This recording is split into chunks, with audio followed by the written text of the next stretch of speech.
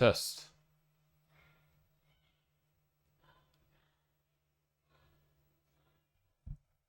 Okay, I think that works.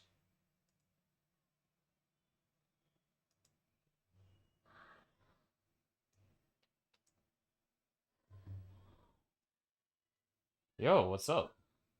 I'm looking just for some lo-fi, so give me 1 second.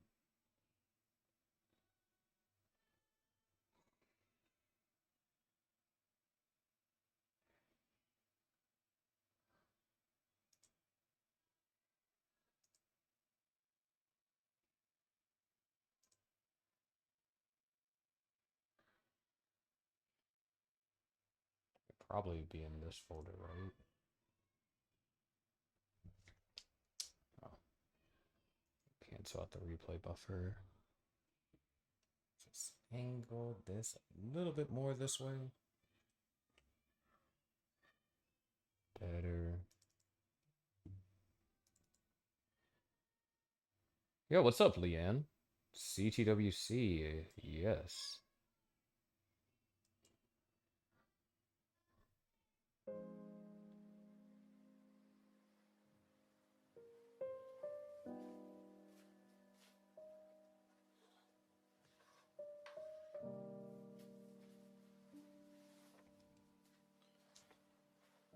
Okay.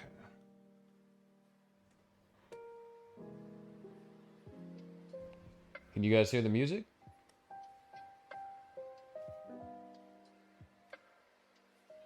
I got Val somewhere? Nah, dude. There's no Val competitions happening at the moment. At least not from VCT. Because the one that's they're preparing for Game Changers in Sao Paulo.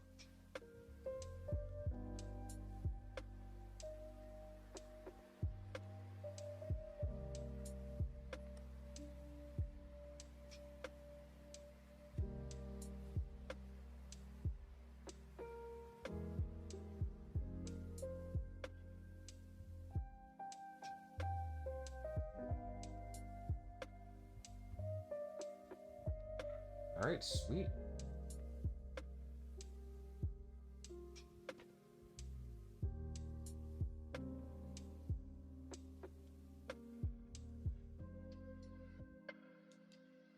Dang, dude. Wow, the last score I had was freaking a 1.1.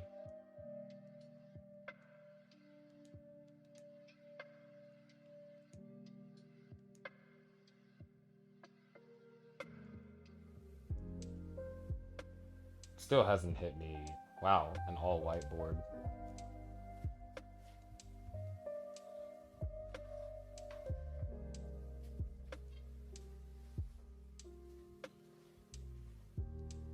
Bruh. Floor is so difficult, dude.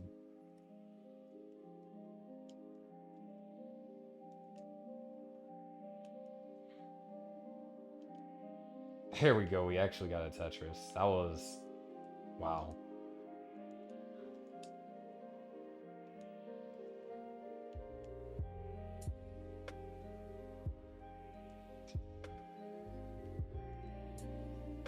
Oh my gosh, dude.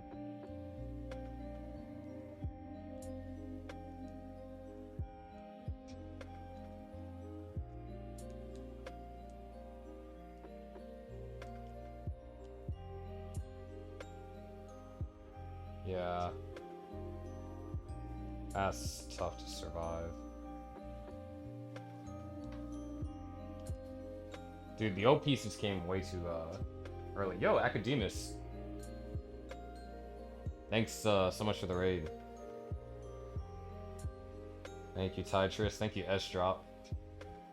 Yeah, still taking a while to exactly... I think so much stuff happened at CTWC that I still haven't been able to fully process. Wow. That is going to require a 8 high. Okay. So let's not do that again.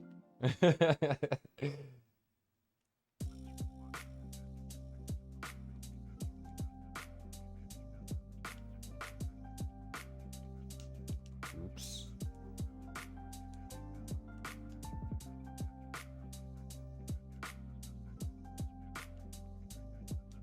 Wow.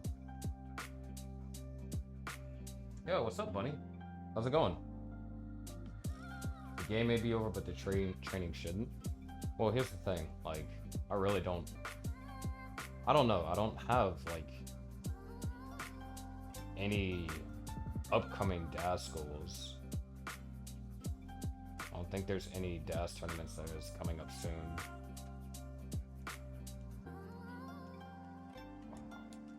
That's stupid. Oh yeah. This is by far the best CTWC I attended.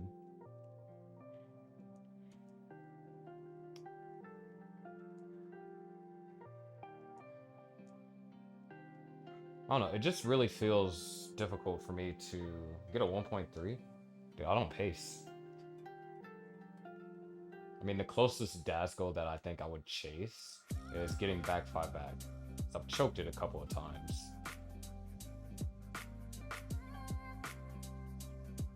Imagine.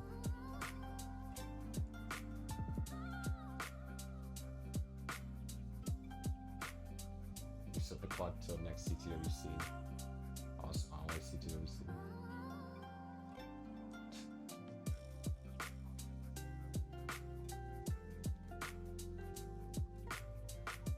I know I'm capable of it. It's just a matter of sitting down and like essentially playing how I played this weekend. Because my stacking, oh damn it. My stacking this weekend was kind of ridiculous. Yo, what's up, Fargons? Dude, how have you been?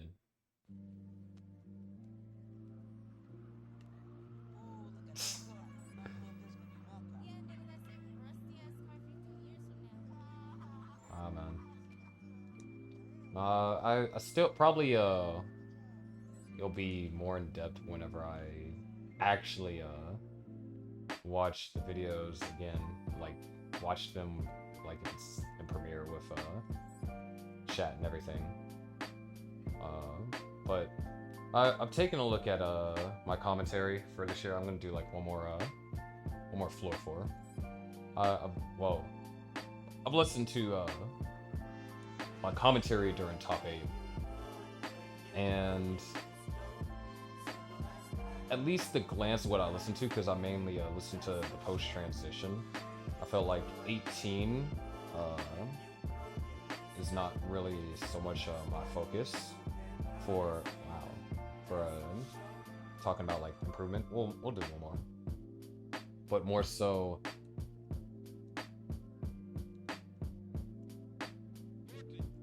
the post transition and how I'm the content of what I'm saying and balancing myself with Tang and Chin. Dude, that was trash. I'm more with a Tetris, unless I just don't get good enough pieces. And this will be the last one. Yeah, that's tough. Because that, and then there's just a lot of things with my commentary that bothered me after listening back to it. Which, some of it, it's like, oh, okay, you know, caught up in the moment and everything. You know, got caught up with the hype, so there were, you know, mistakes that I made.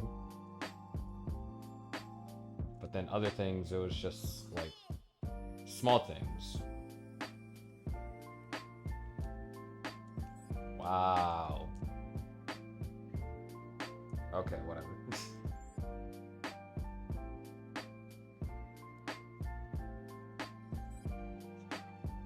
Yeah, I mean, I don't know anyone. Like, actually, let's clear this leaderboard. I don't know anyone that was looking at the 3-person commentary and was like, yeah, this will totally work. This would be fine. I think everyone was really skeptical on whether or not it will work. And even myself, I was skeptical if it would work either.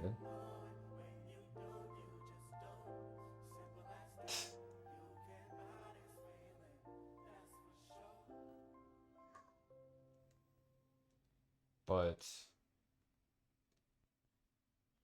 it was a weird experience because it's like as soon as we started to the cameras were on us for top 8, we just kind of had like a natural internal rotation. And I do feel like there were points where my patience, I definitely had to be patient.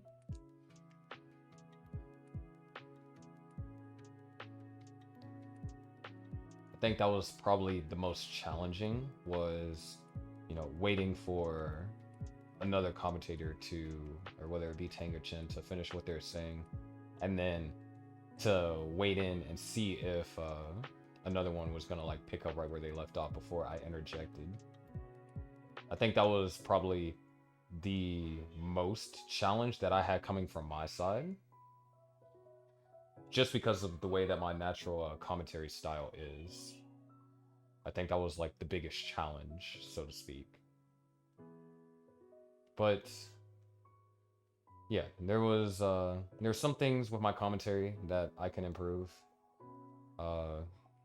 I kid you not, one of the first things that I did was I went and searched up synonyms for insane, which, when I looked at the words, it's like, yeah, dude, all these words are in my vocabulary. It was just like in the moment I really couldn't think of any word, and maybe it's not a bad thing per se, but I really couldn't think of any word that held the same amount of weight as insane.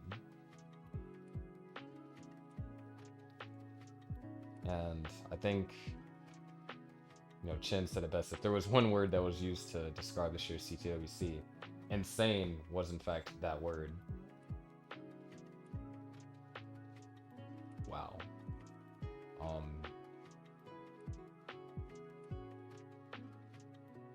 There was a lot that went on. Wow. A lot that went on at this year's CTWC. And I'm sure it'll set in over the next couple of days. I've really found myself in... I'm sorry if I'm monologuing and, not really responding to chat, but there is a helicopter flying above me.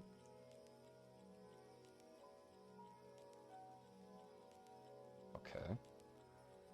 I really found myself in such a unfamiliar position on multiple fronts. Unfamiliar in terms of my play, unfamiliar in terms of my commentary, and really, I guess you can say unfamiliar in the sense of how I was treated. Because there's definitely...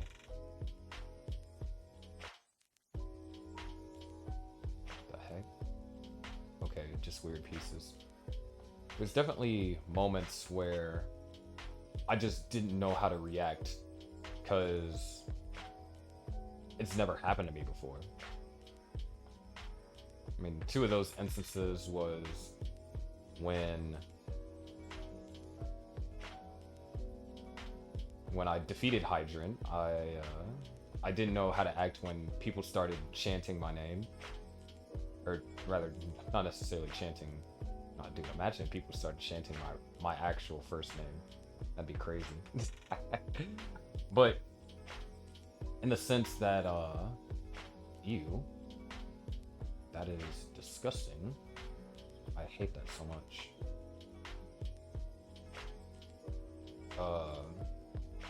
it was such an unfamiliar feeling at that instance.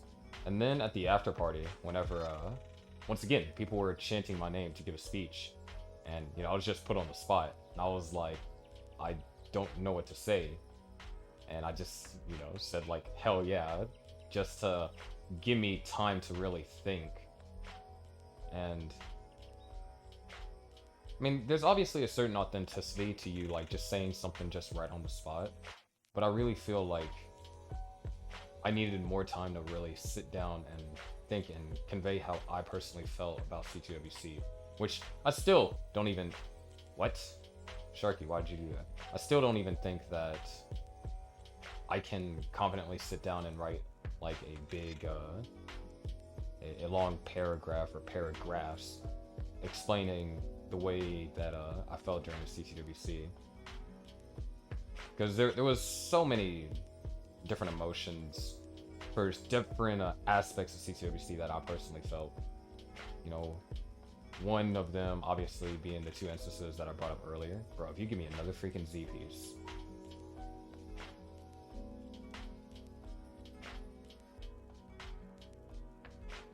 Sorry.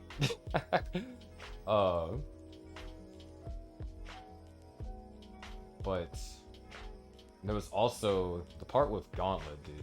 Seeing people wearing the Gauntlet jerseys in their matches while they're qualifying, whenever I was gathering everyone for the photos, dude, I mean, as coming from like a graphics designer, that was like one of the most amazing things ever. All right, why the hell did my desk get shaky right there? That's wild, dude. Shaky desk. Whoa.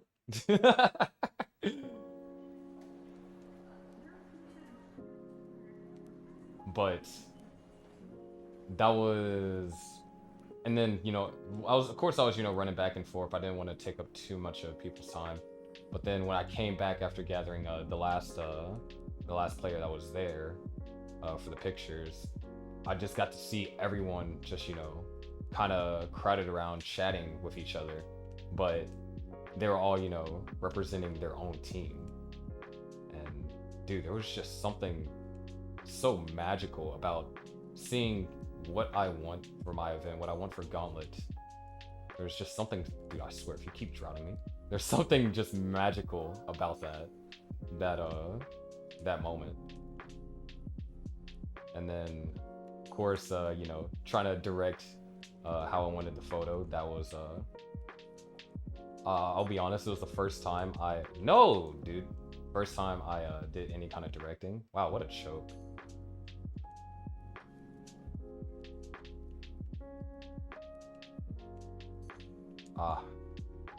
Oh well.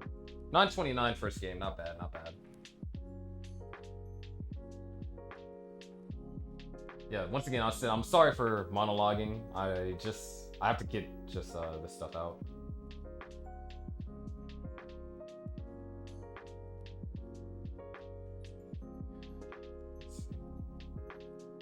Good lord. There's TDT, VIP. You guys had really good chemistry. Yeah. Stack is ridiculous. Wild. I mean, it's easy to say those words now. It's just great Tetrising commentary by you, Nedby. Thank you. Oh, thank you for the follow as well. Post-con depression sitting you. Facts, actually. Beating Hydrant is insane. Messing you hard. You doubled your max P being close too. Chance circle at the after party went hard. Larva, hey, welcome. Yeah, it was good to see you at CTWC. Dave P. Thank you for my commentary. It was an amazing year. Good lord. Every single my new thing was your call too. Yes. I hope you got it back because I think you did great commentating much. I thought you were easily shown to the commentators. Okay, just want to say your call was insanely hyped to watch. Obviously, you got a lot on your mind about the subject, but it sounds like I had a great time with it. I know you got overshadowed by the Hydrant victory, but you still went crazy. Yo, Sumari! Oh my gosh, you were watching, dude. That's amazing. Dude, 929, first game on. That's pretty good. this event on my phone's gonna end in like 50 minutes. So I'll play like 2 games of Tetris and then I'll kind of like sit down. Or, well, I'm already sitting down, but it's like I'll stop just to farm the stuff before the reset, and then I'll go back to playing. But yeah, it hasn't hit me. It hasn't hit me quite yet, and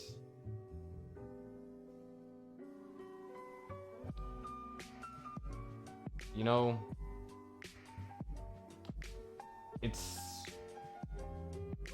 really hard because, yo, DDT, thank you so much for the sub. It's really hard, really trying to... Oh, okay, actually, I know what I want to talk about. First things first, me commentating top 8. Everyone that's been in the stream, you all that has been like a regular in the stream, you all know that has been like ever since I like started commentating. That has been like the big end goal for me, was to commentate top 8. And it wasn't until 2020, after the only amount of commentary I could do was silver, was that I wanted to have the goal of commentating top 8, because I'm gonna be, you know, completely unbiased, or I wouldn't say unbiased, I guess you can say unfiltered in my mindset, or how, not necessarily in my mindset, unfiltered in the way that I thought at the time. And there's a reason why I'm telling you guys this, is because I think that I learned a very important lesson at CTWC, being in that top 8 spot. But in order for me to, I mean, I'm not sure how many of you it will actually help, but in order for me to like really convey the lesson that I learned, I have to kind of give you a little bit of background as to why the lesson was learned by me in the first place. So after CTWC 2019, you know, sitting on the sidelines, I was the online facts guy, before, you know, Pumpy became the online facts guy. I was, you know, tipping the commentators. Oh my gosh, what the hell? I was tipping the commentators about things about certain players from what I watched at like CTM, like talking about Batfoy, and then Batfoy, like the rivalry between Batfoy and Corian a little bit, and you know, saying like how like I was the one that was providing those commentators that year with that kind of like insider information. But it wasn't until because by the time CTWC 2020 was about to get started, and you know, they started reaching out to people for commentary, I had actually commentated close to 600 matches, because I had ran, you know, Gauntlet, and the first 2 seasons there were 300 on, like, if you were to take the average between the 2 of them, there was like 340 matches commentated each season. Season of Ice and Season of Fire. No, I did almost 3 seasons in CTW for CTW. Nah, so okay, that was incorrect.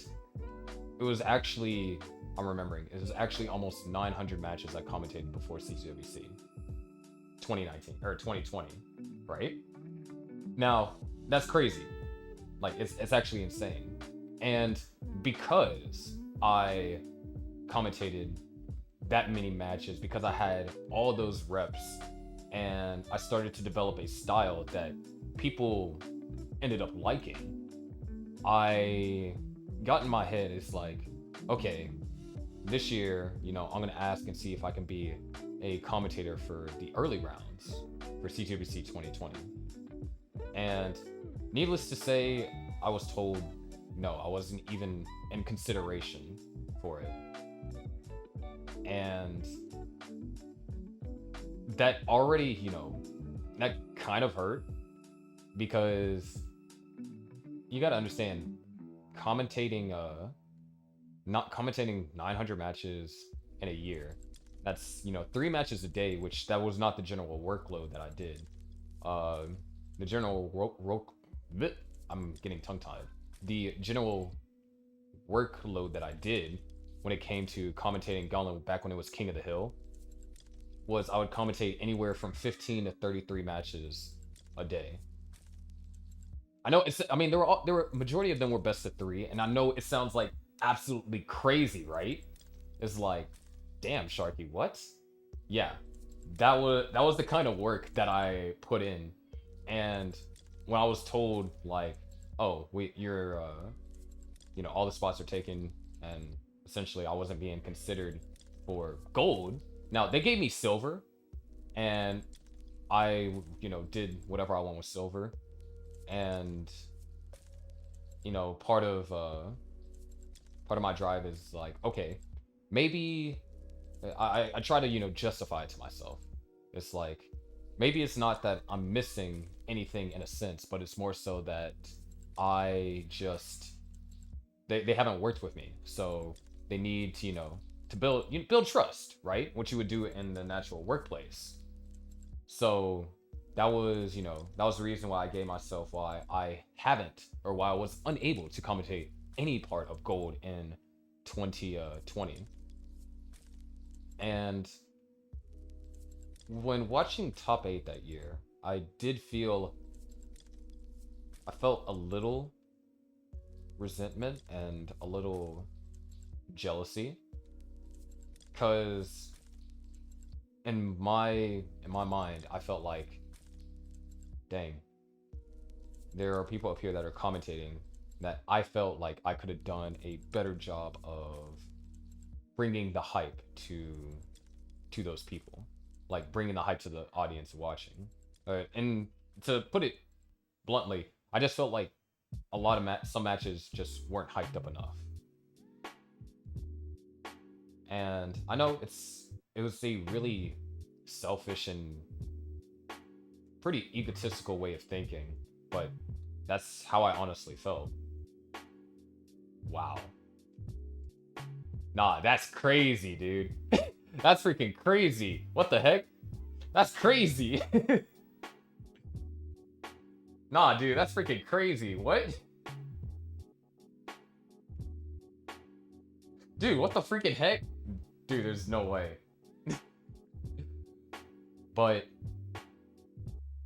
after that, after, all that went down, top 8 went down and everything, I was like, okay, this upcoming year, since, at 2020, I worked with, getting stuff uploaded, and why? Getting stuff uploaded. Dude, I'm gonna die at transition. No, I'm not. I'm just built different. Sorry, I lost my train of thought. Because I didn't just work with them on silver. I worked with them on editing the majority of videos that went up in 2020. And so in my mind, it's like, okay, 2021 comes, I'm going to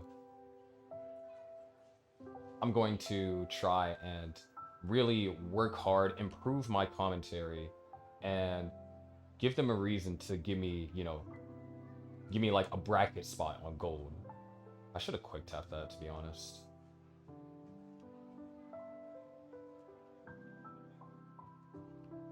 Give me a bracket spot in gold. So, 2021 comes along. That's when Gauntlet started, and I think, or not Gauntlet, that's when Gauntlet Ignition started. And I think that was, oh my gosh. I'm a bad DAS player at the moment.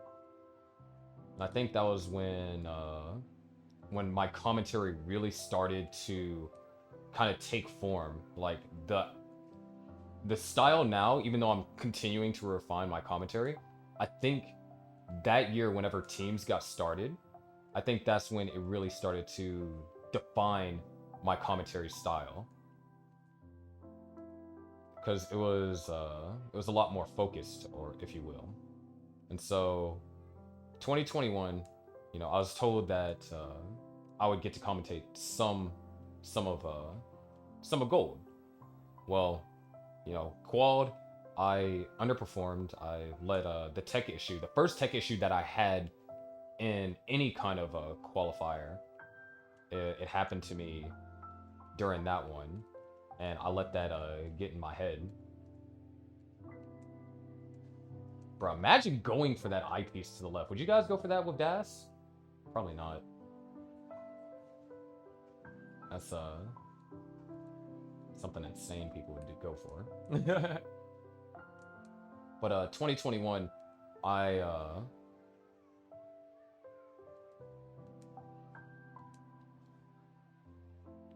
was told that I would get a spot in gold, and that year I underperformed my quals and I missed the cutoff because of by 1 max.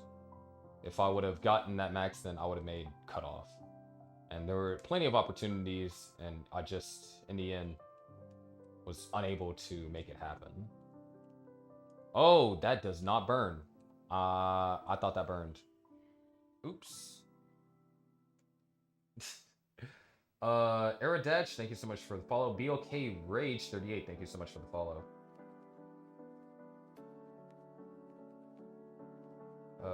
Krynos Final Cut, hey Sharky, lots of love from Stu York City. Watch party, you killed it during commentary. Your knowledge of high level strats and strategies was an excellent add to the broadcast. Nice. Jones, okay.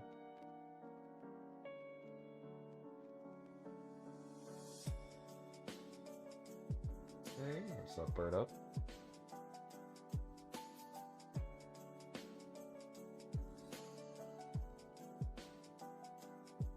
Oh, Re1, hello.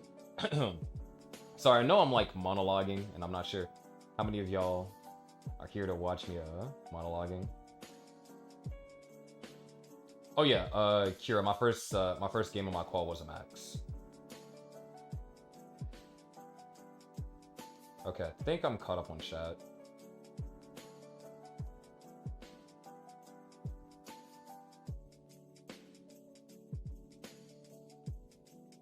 Yo, Dave Smith says, gotta get GG's in. Thank you, Grandmaster.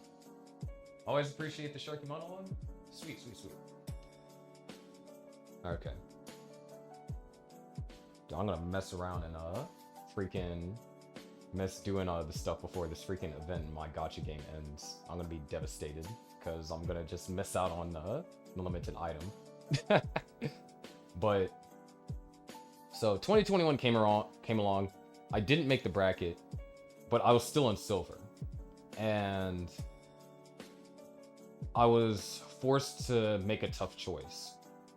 I think for those of you that know, like I streamed a little bit after my qual, and I'm pretty sure I cried on stream, because it wasn't the fact that I didn't make gold bracket in 2021 that I cried. It was the fact that I was going to be forced to make a choice to either play in silver and not do anything with it, or not play and commentate.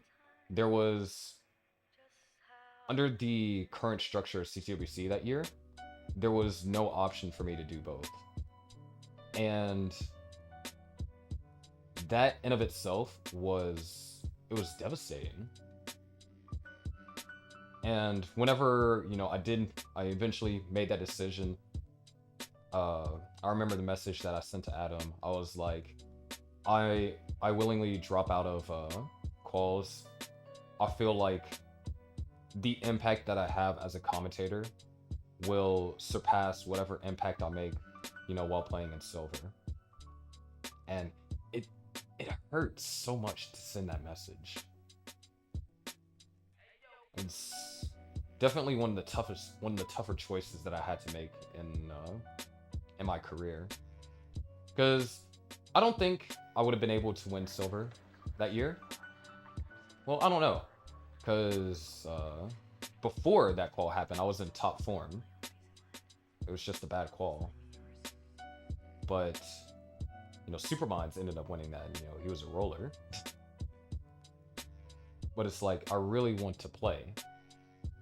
But at the same time, it's not like they could just find someone to, last minute do commentary, or not even commentary, do all the restreaming. So it wasn't commentary itself, it was restreaming the entire thing, like effectively putting together Silver completely separate from CTWC and stuff. So doing all that.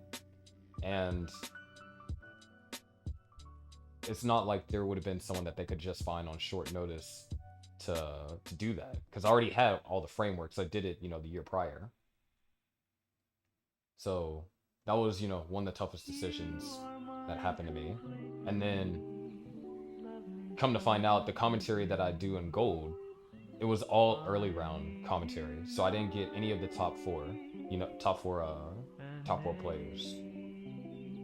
And so when, you know, Ruins and Richie, you know, I didn't get to commentate any of that.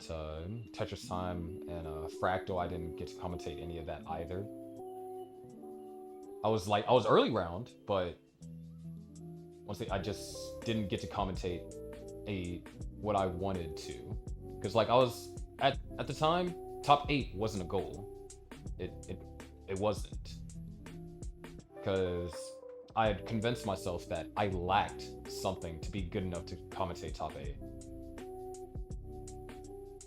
and that's going to be a reoccurring theme.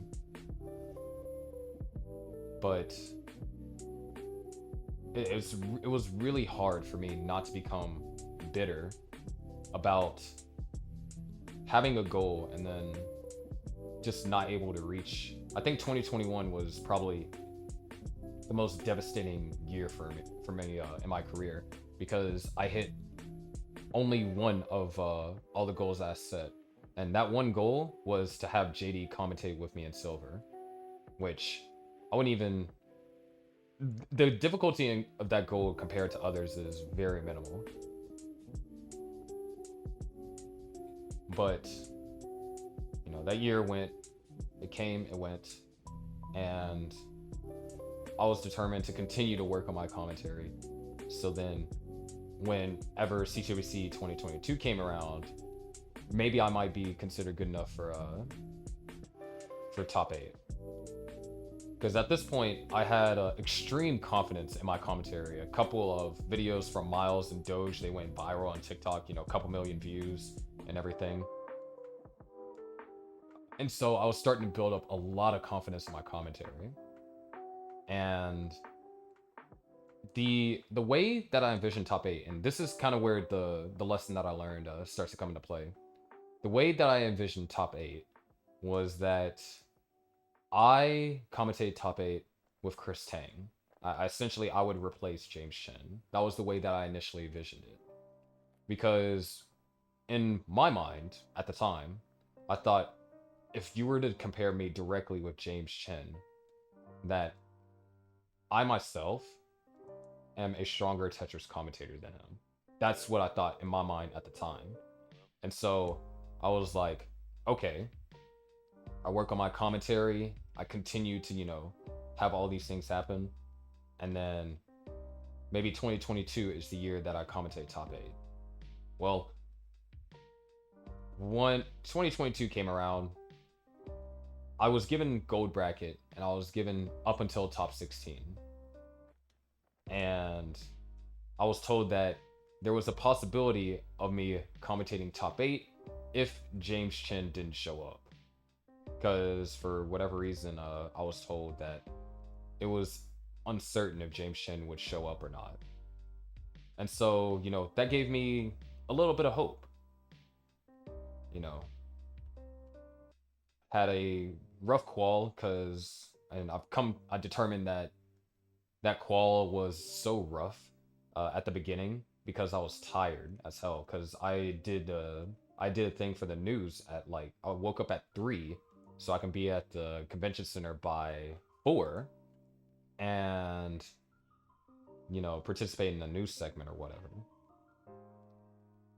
And so I felt like I underperformed there in my qual just because of lack of enough rest. But as far as, damn it, RNG. Hold on. RNG is being a little bit.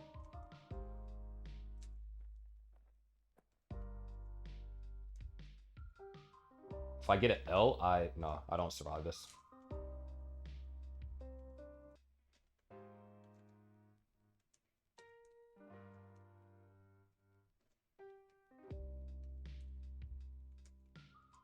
Yeah, I shouldn't have gone for that. I could have survived, but yeah, I didn't. And so, still, these are some consistent games. All right, I'm gonna talk because my gotcha game is now it's now 30 minutes before the event closed, but I'm still gonna talk. So essentially, let me read up on chat and see what everything was said before I get to that part.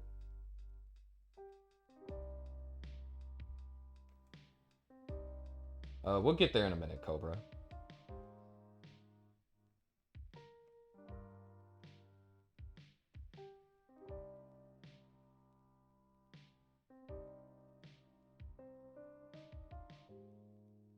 Okay.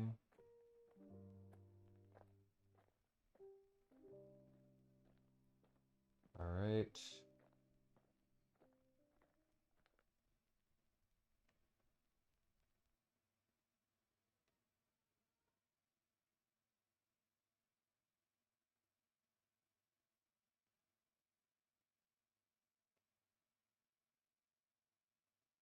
Okay.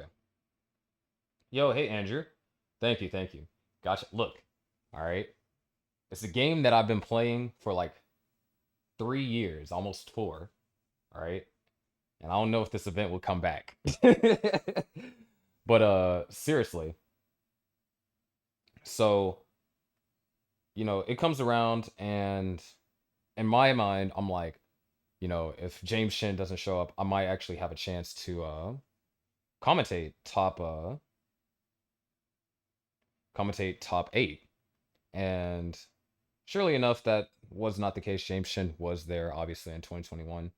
And I really felt like I just had a level of bitterness about me after top 16. There was a lot of things that did not go ideal that weekend. I mean, first things first, that entire CTWC 2021 weekend, I know people that are like regulars, they already know about this, but that entire CTWC weekend, I got 10 total hours of sleep. I was, I was up early for, volunteering, helping get stuff set up on Thursday, and then, moving the CRTs by myself. I didn't there was no help like there was this year, and it was a challenge too because the cage was overfilling with CRTs. And for perspective, I'm like 6'2", 6'3", 6'4", whatever. The cage was taller than me, and so I had to try and get CRTs that were, pretty decently heavy, like above my head.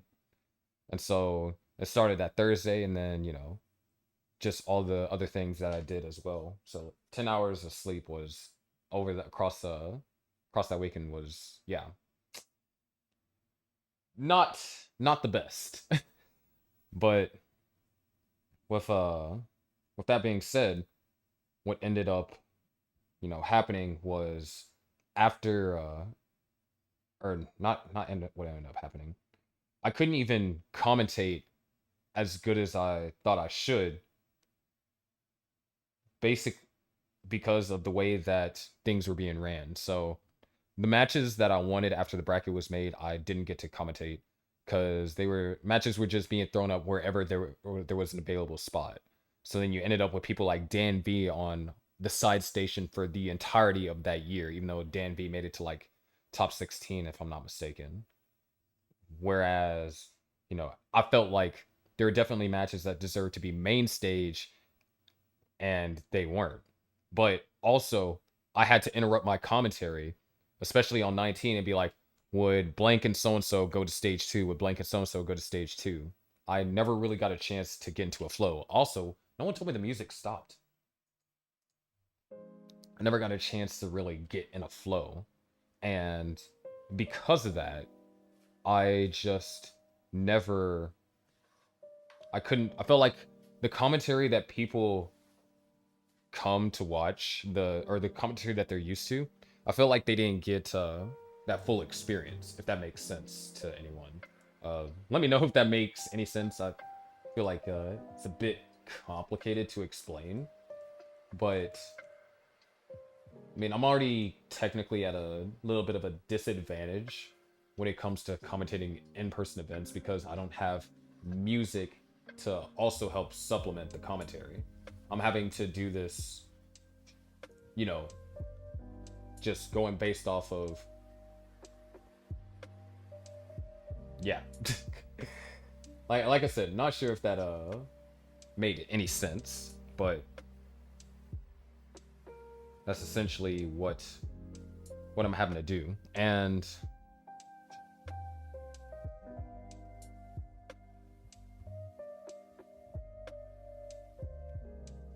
let's see.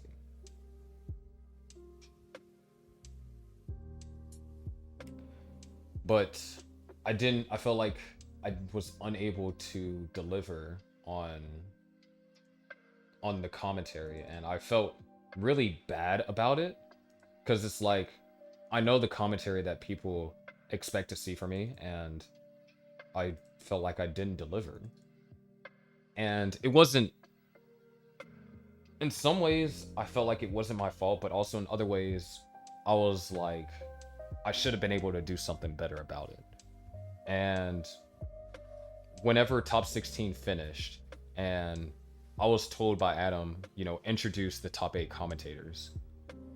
Me standing up with, the microphone to my face and saying, I'm pretty sure I tripped up over myself, but it was the most gut-wrenching thing I had to do because I felt like all the work that I put in up into that moment, I should be at that spot. And I was not. And I had to be the person to introduce the people that were. And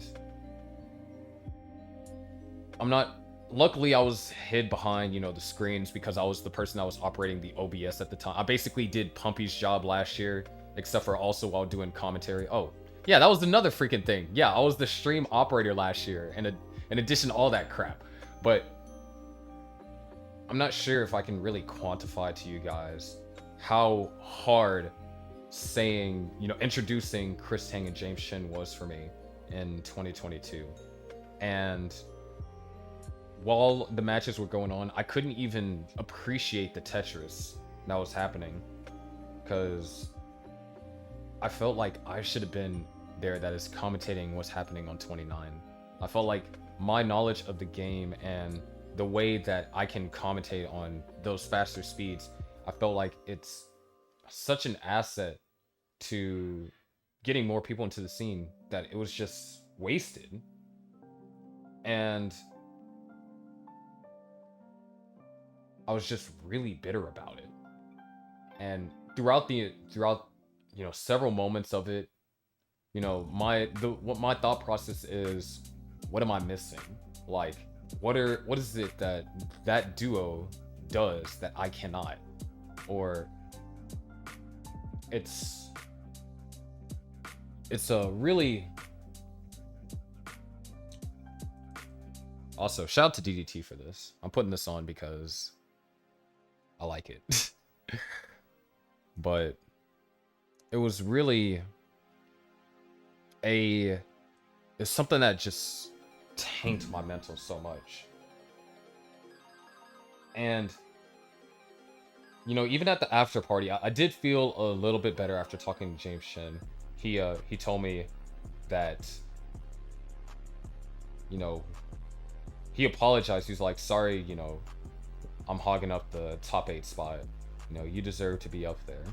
And he complimented my voice, and he said, you have a voice that like naturally carries, it naturally projects. And that's when I heard James Chin's real voice, when he's not, trying to make himself be louder, because he has to do that just because he's actually soft spoken.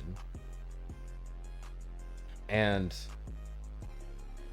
this is all to say that this year, commentating top 8 and the way that it happened, and as I'm commentating, as the rotation between us is going, as we are all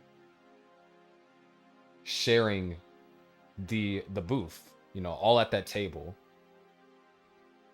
I had realized something that is very important, and it's that sometimes the way that you achieve your goal isn't the way that you think that you'll achieve it. Because outside of a few things that, you know, I critique on myself on my own commentary, I personally believe that this year's commentary for top 8 and everything, you know, past it was truly the best that CTWC has had. And also, I'm like screwing myself over for my gacha. I have like 20 minutes left.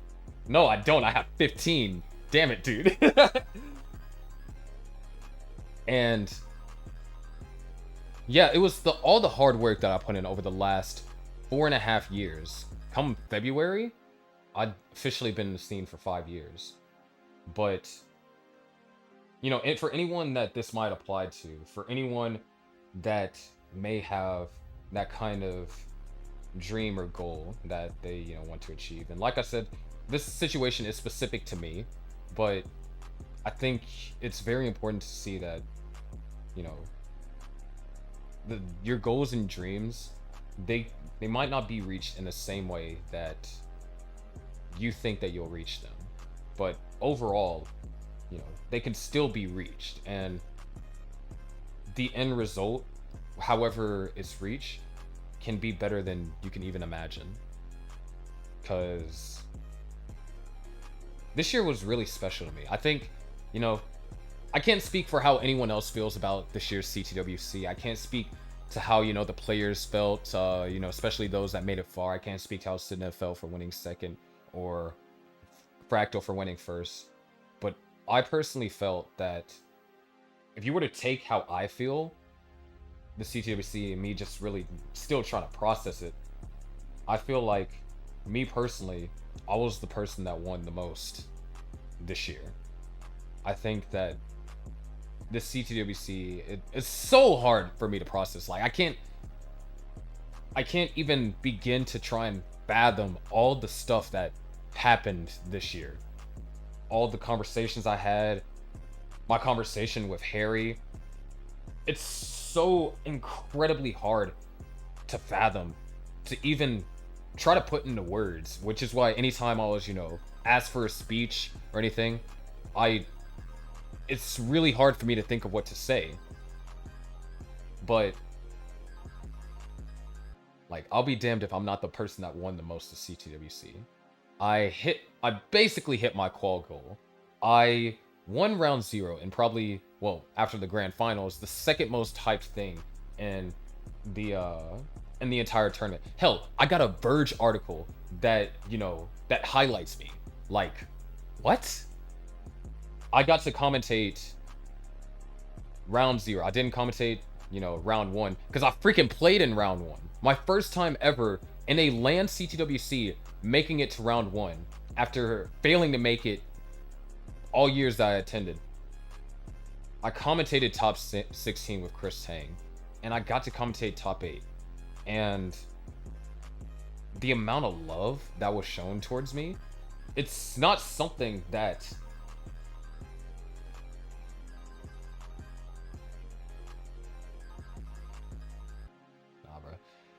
dude, I'll just take an L in the gacha this event. It's too deep of a conversation to try and focus on, because it's the gacha, like, little bit off topic, but the gacha isn't just one where it's like, oh, you get characters, you do that. It's like a tactical, kind of like a tactical RPG, like the stuff like Fire Emblem, like those kind of things, because it's based on Final Fantasy Tactics. And so it is way too deep of a conversation for me to, like, actually focus and try and get the amount of points that I need and you know, have a conversation this deep. But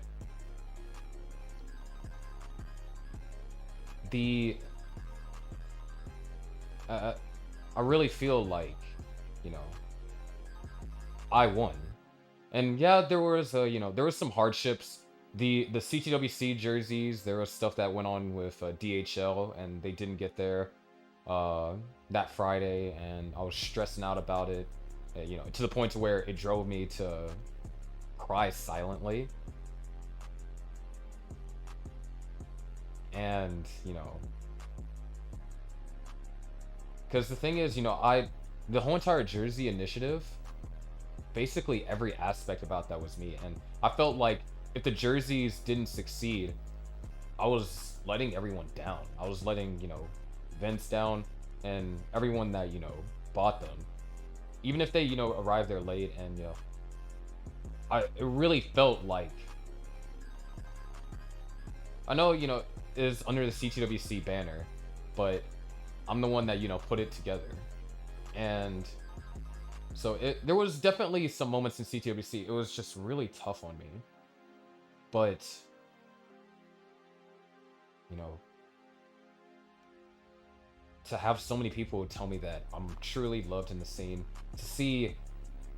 to hear people chant my name, and, you know, no disrespect to the other players that played in the event, or that, you know, called alongside me, you know, like Blue Scooty, Noah, and K-Poke, you know, when they maxed, people, you know, they clapped respectfully, but then when I maxed, you know, people cheered. And it's, dude, I don't freaking know, man.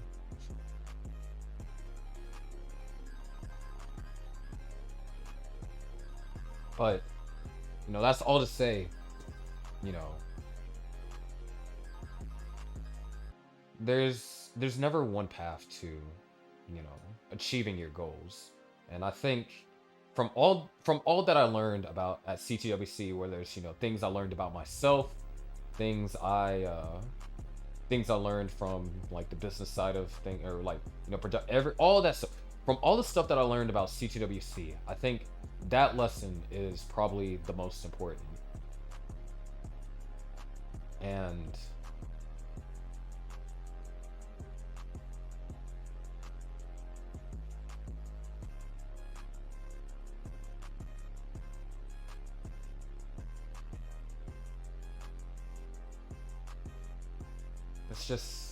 it's so nice when you work hard for something and you put in all the hours and you get rewarded, and also people appreciate, you know, what you do. Damn it, dude, I set up a long guard dependency. If this was CTWC, I would have topped out because I wouldn't get the long bar.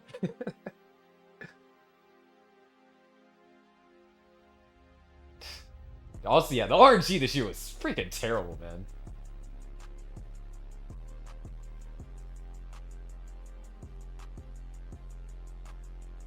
And it's,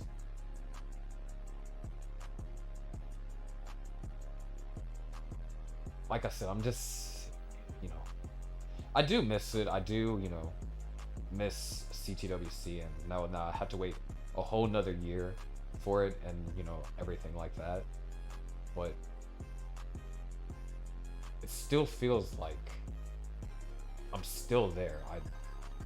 I don't know. I'm not even sure if I'm making sense. I'm, like, rambling off at this point.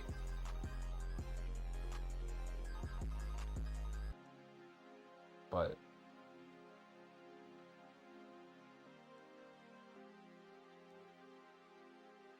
wow. Dude, what a freaking misdrop.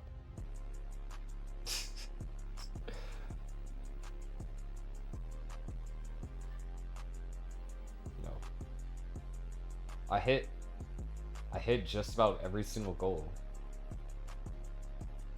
You know, all those hours I spent, you know, before CTWC, you know, designing the over 200 individual files. Oh shoot, that's transition.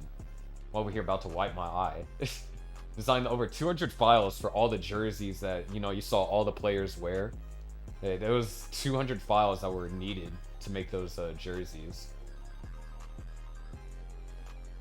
And just getting the pictures, just getting to see people wear them, see people. Wow, those are some hella misdrops. Okay.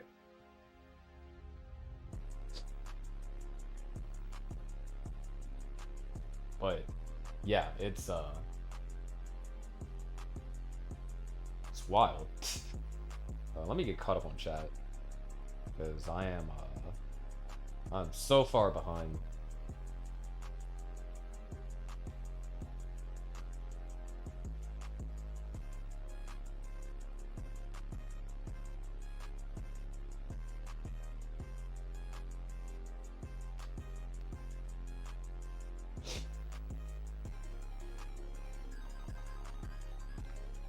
Bunny Biss, don't knock James Shin and Chris Tang. You say what you will about them as commentators, but if it wasn't for them two, and even if this was still a thing, if it wasn't for them two, you can't say that I can't say that I'll still be here. Because it was their commentary that got me into the scene, inspired me to pick up commentary. So, I mean, you gotta give them their respect where it's due. Because there is a certain magic to the way that they have commentated games in the past. You know, that's one thing I really hate is when people knock down on other commentators, and like whenever they praise my commentary by knocking others down. I hate it because I understand it's not easy doing this. I mean, I might make it seem easy, all the multitasking stuff that I do, but that's because I've done it for over 1700 matches. You know, outside of, you know, Kingsman, he has more reps than me, but you know, I have a hell of a lot of reps. And if you have that many, you know, reps in something, of course you're going to be more skilled at it than someone else.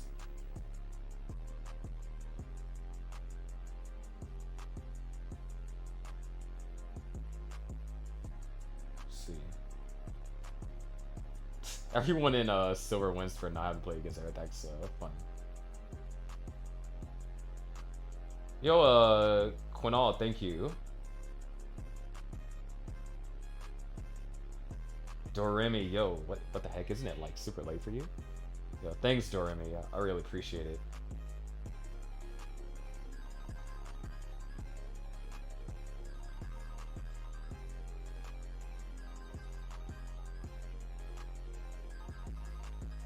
Okay. I'm almost there. Only one funnier. Dude, I am not... Okay, I firmly believe I'm not a funny person.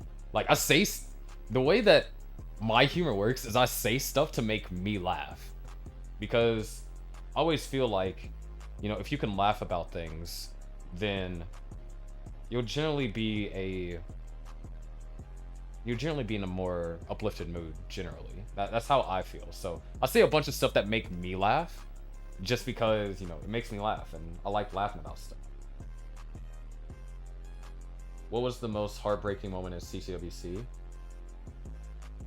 Yeah, that Andy's moment had to be.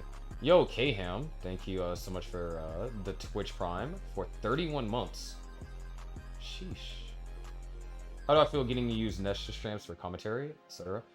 I think Nestor Stamps is great. I mean, eventually, you know, that's what Gauntlet's going to be used. I wish there were ways to like toggle. I mean, there probably is, but to manage it from like the commentator seat, to toggle like when the the amount of Tetris difference gets showed. I wish there was a way that I could have toggled that. But yeah.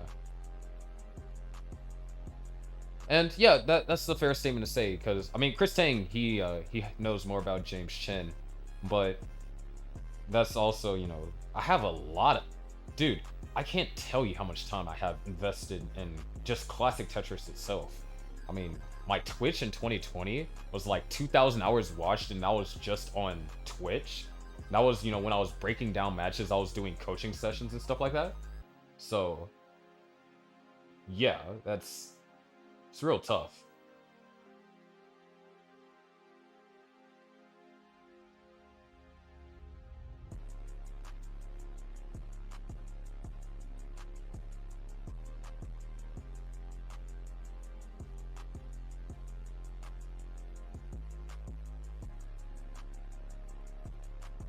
Okay.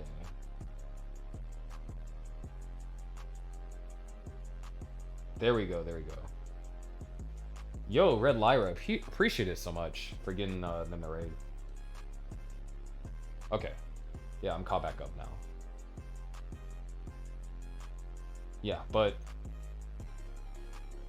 no, my conversations with Harry, they were, you know, they were good, and it was, you know, as I expected it to be.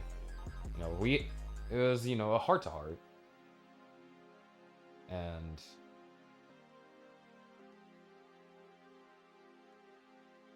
you know, without going into specifics about what was said, because you know, it was a private discussion between him and I, but you know, he did one of the things I feel like I can tell you was that, you know, he was proud of me. Oh yeah, dude, Harry watched my matches, and another thing was that he said he loved my commentary. I'm not sure if that was the first time he heard my commentary or not, but for me to know that, you know, he was watching my matches, and also for him to tell me that he loved my commentary, especially for those that know the kind of person that Harry is, I think that's very special. Yeah. Right.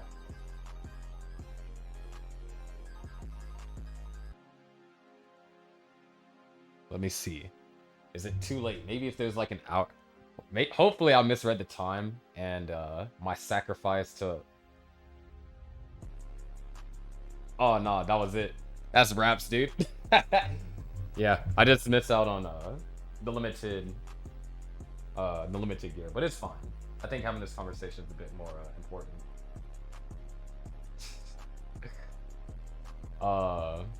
I'd say conversation is it's a lot more of like a extended monologue for those of you that know theater. Goodness gracious, dude. Theater, what is this, 5th grade?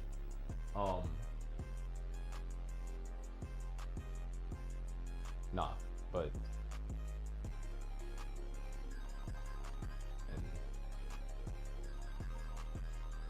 I'm excited for the future, and there are things that, you know, on the plane ride back, the one I was actually awake for.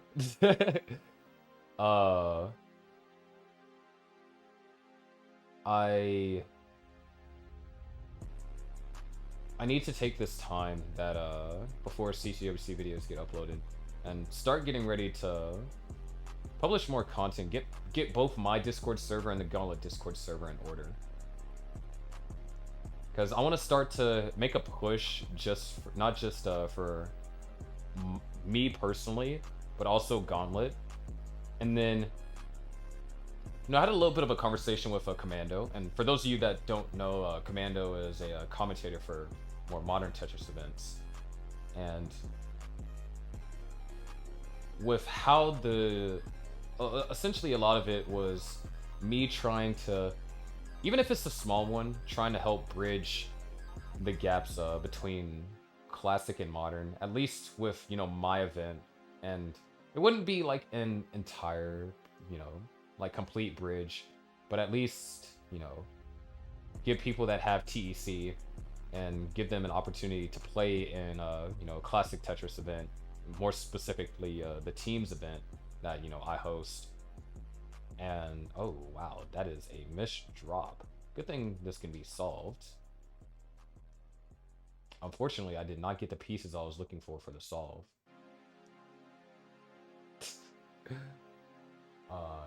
Yikes, dude. Those pieces were not it. So I mean, it predominantly involve, you know, just merging the classic score attack single player mode with, you know, players just, you know, playing on NES. But I think that it'd be a way to try and get people that are, you know, in the modern scene, at least a place where they could, you know, take a small dip into, you know. Hold on, no, trust. Let me cook. Trust me on this one.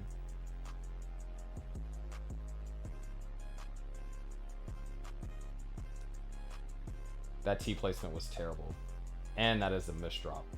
I am topping out.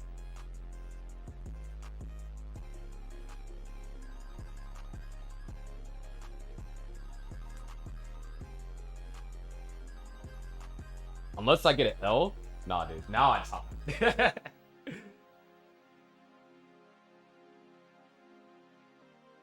Oh, wait. There's a clip. Let me check this out. Wait, bro.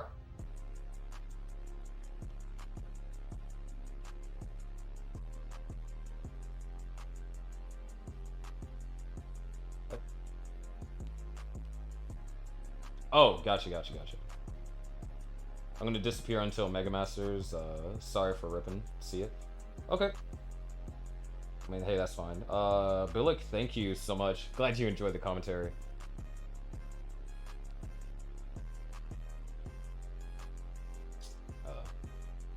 Almost done with the monologue, though.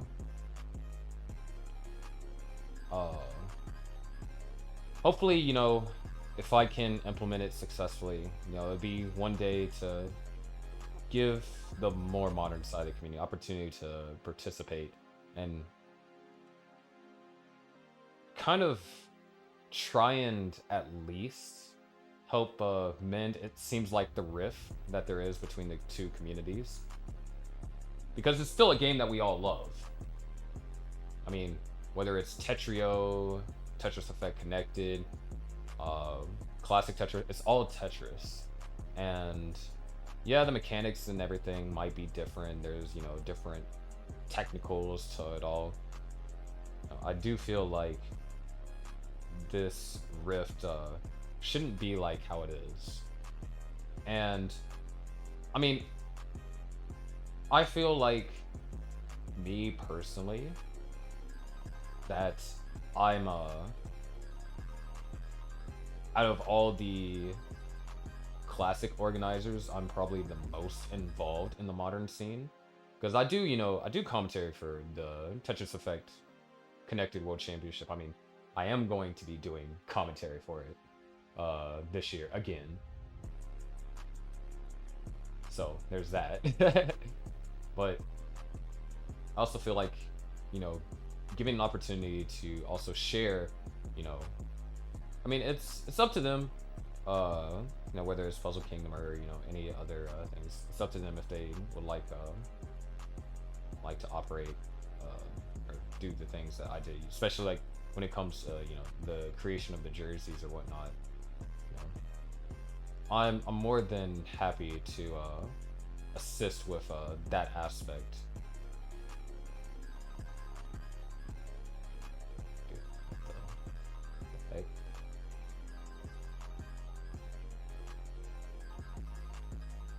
Okay. And you know, if they accept it, you know, they accept it. If not, then they don't. It's all good. But I want to, you know, try and extend the hand.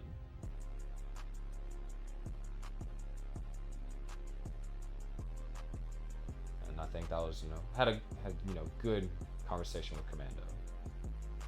Even though unfortunately I think they'll be out of town for the Trifecta event, which would be like the instance that him and I would have commentated. But yeah, because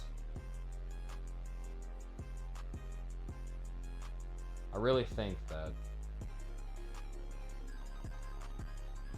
I mean, it's hard because a lot of the stuff that I want to say, I feel like I don't want to come off across as egotistical or anything like that. And it's hard for me to find the line between, you know, believing in your abilities and, you know, coming off as egotistical. But to me, at least, I feel like I truly do have a gift when it comes to commentary and the ability to get people invested in a game that's older than me. I mean, I'm only 23, so but I do feel like I have a gift. And I mean, Shigi, you know, the creator of Blockwind and the soundtrack composer for Plants vs. Zombies, I mean, she watches Gauntlet, and she watched the entire Gauntlet match with her stream. And so I definitely believe that my voice my commentary, it's a gift and it impacts people, and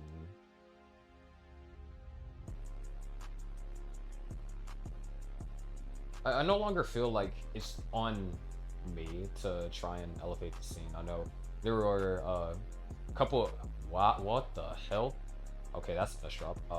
There were a couple of times where I felt like it had to be, you know, my sole efforts to do things, and there's a great I mean, I feel like I interpreted what I was told in that 2019 party. I didn't interpret it in its right, complete context. Because for those of you that don't know, I've said this a couple times on stream, but back in 2019, the after party for CTWC, I was talking with Arda, and before he left, Arda had pulled me to the side and said, you know, keep doing what you're doing. You are the future of classic Tetris. Now,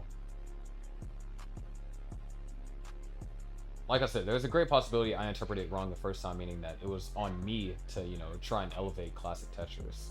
But I'd say that that statement isn't necessarily true. It's not solely on me, but it's more so the fact that I'd play a big part in bringing, you know, the classic Tetris scene up.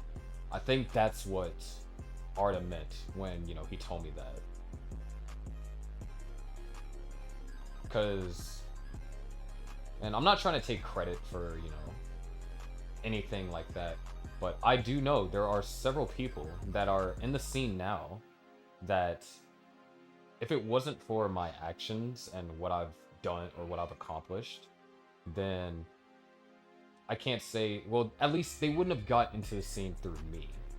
There's still a possibility they could have gotten the scene, but they wouldn't have gotten into the scene through me, and there's no guarantee that they would have the same amount of involvement that they have now. And those individuals, they know who they are. I mean, one of them, for those of you that is regular, one of them is a mod on my channel, so so you'd probably know her.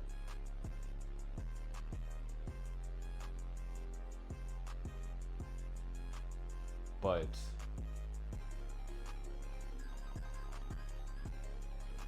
I think overall, like I said, I felt this CTWC, I'm the person that won them. Oh my gosh, bro. Actual CTWC RNG, dude. I mean, but if you're a mod, then you gotta lose your VIP.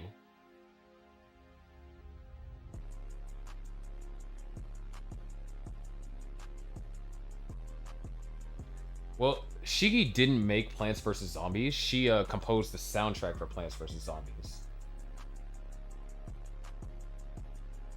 Let's see.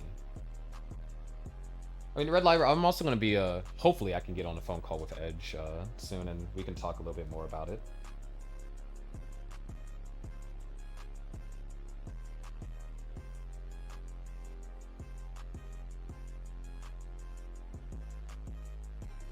Oh yeah, I mean, I am passion driven about this game, and at first, the way my passions have shifted is, at first it was about, you know, about the Tetris itself, but now there's a whole nother ball game of things that I'm interested in, like,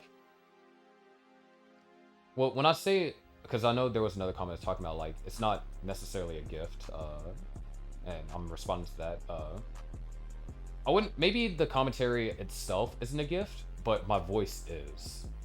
And that's something that, you know, I've been told by even, I mean, there's a reason why, you know, my primary source of income is voiceovers.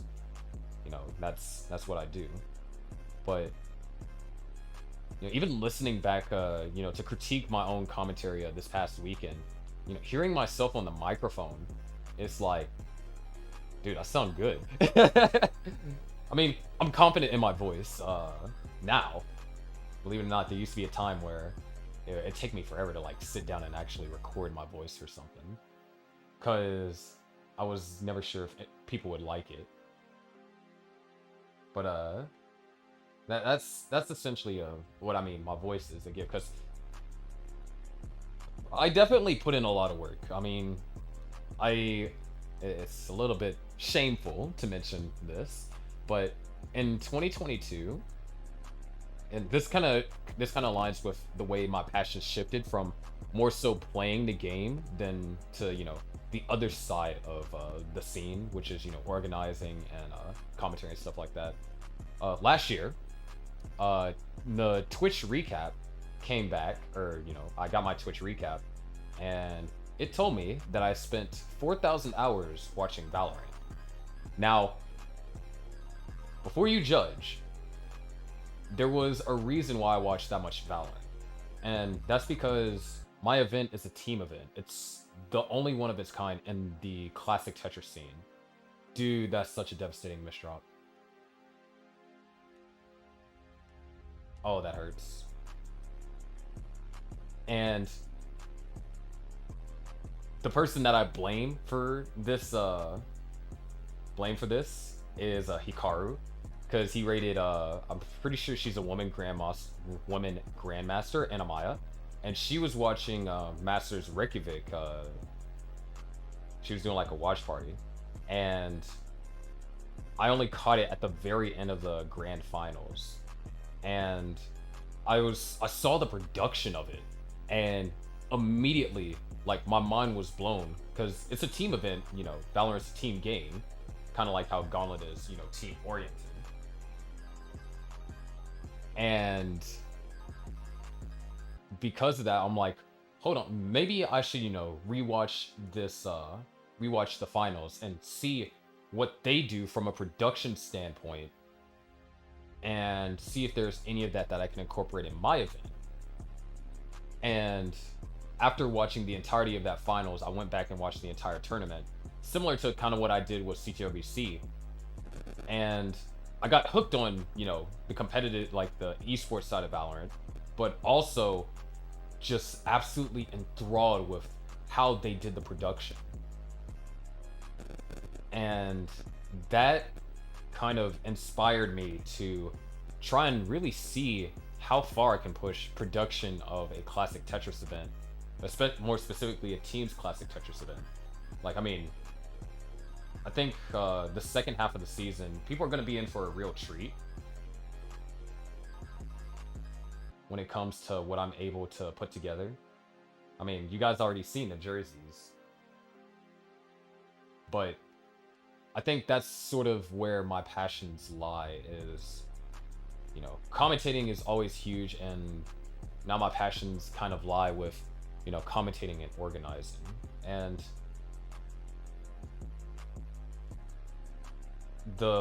I felt like the way that I feel now is that, or how I felt when I first I want to say like maybe around the 1,000 hour mark of watching Valorant that year, was how I not only become a better organizer and person that essentially produces, like, Gauntlet's essentially like a show at this point,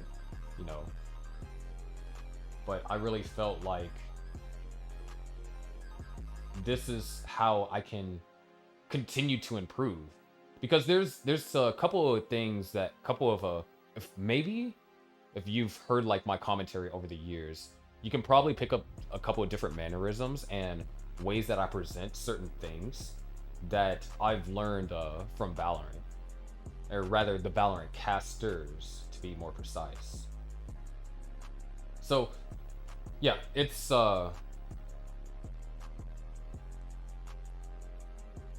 that's all to say that anytime I talk about I don't want to put down other commentators, but at the same time I know that I know what my commentary does for people. I guess that's the bulk of what that whole entire rant was about.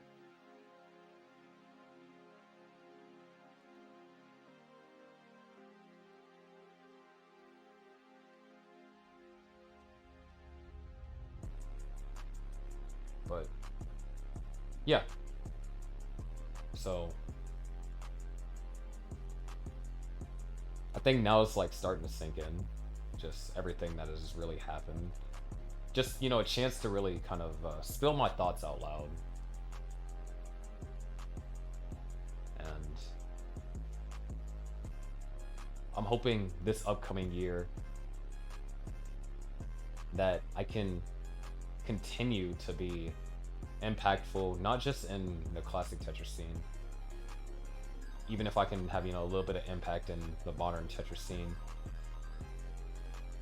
but also just in general, just, you know, continue to positively impact people's lives. Because for me, going to CTWC 2019, that I can say without a doubt it changed my life, or at least the current trajectory of it.